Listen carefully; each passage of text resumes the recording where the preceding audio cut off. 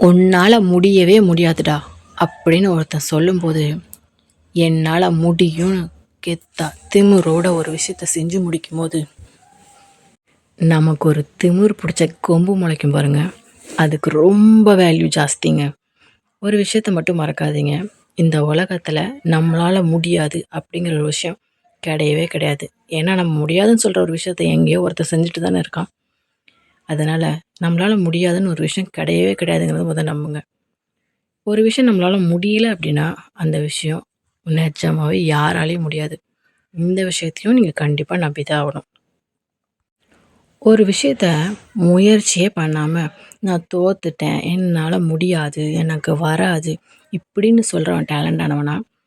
தோக்குறனோ ஜெயிக்கிறனோ இந்த இடத்துல என் பேர் பதிவு பண்ணியிருக்கணும் அப்படிங்கிற கெத்தோடு அந்த விஷயத்த முயற்சி பண்ணியிருப்பான்ல, அவனை தான் இந்த உலக ராஜான்னு சொல்லும்.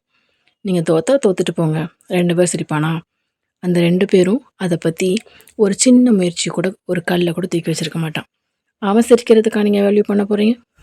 உங்கள் வேல்யூ என்னென்னு நீங்கள் தான் முடிவு பண்ணணும். ஏன்னா இது உங்கள் லைஃப் தானே. இது வேணும், இது வேணாம், இந்த பேரை நான் எடுக்கணும் இல்லை எடுக்கக்கூடாது, இந்த முயற்சியில் நான் ஜெயிக்கணும் ஜெயிக்கக்கூடாது, இது எல்லாமே உங்கள் செயலை பொறுத்து, உங்கள் எண்ணத்தை பொறுத்து தான் இருக்குது. தயவு செஞ்சு அடுத்தவங்க இந்த முடிவு எடுக்க என்றைக்கும் 1% கூட வாய்ப்பு கொடுக்காதீங்க. உங்களுக்கு இது புரிஞ்சிருந்துச்சாலே உங்கள் லைஃப் கண்டிப்பாக சேஞ்ச் ஆகிரும். நிறைய முயற்சிகள் நம்ம எடுத்துகிட்ருக்கோம், தோல்வியும் அடைகிறோம். ஆனால் அந்த தோல்வியிலேருந்து என்ன கற்றுக்குறோம்? அடுத்த முயற்சியில் இந்த தப்பு பண்ணாமல் இருந்தால் நம்மளால் ஜெயிக்க முடியும்னு ஒரு பாதை கிடைக்கல, அதுதான் முக்கியமாக லைஃப்பில் தேவை. அது உங்களுக்கு ஈஸியாக கிடைக்குது அப்படின்னாலே நீங்கள் நிஜமாகவே வின்னர் தான். உங்கள் லைஃப்பில் நீங்கள் மட்டும்தான் ராஜாவாகவோ இல்லை ராணியாவோ வாழ்ந்துட்டுருக்கீங்க. இதில் என்றைக்குமே எந்த மாற்று கருத்தும் கிடையாது.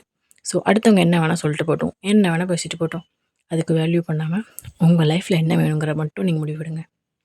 உங்களுக்கு இது புரிஞ்சிருக்கும்னு நினைக்கிறேன். புரிஞ்சிருந்தால் லைக் அண்ட் சப்ஸ்கிரைப் பண்ண மறந்துடாதீங்க. உங்கள் எல்லாரோட சப்போர்ட்டும் எனக்கு ரொம்ப ரொம்ப முக்கியம். என்னோட மோட்டிவ் நீங்கள் கொடுக்குற சப்ஸ்கிரைப் அண்ட் லைக் தான். எனக்கும் கொடுப்பீங்கன்னு நம்புகிறேன். தேங்க்யூ.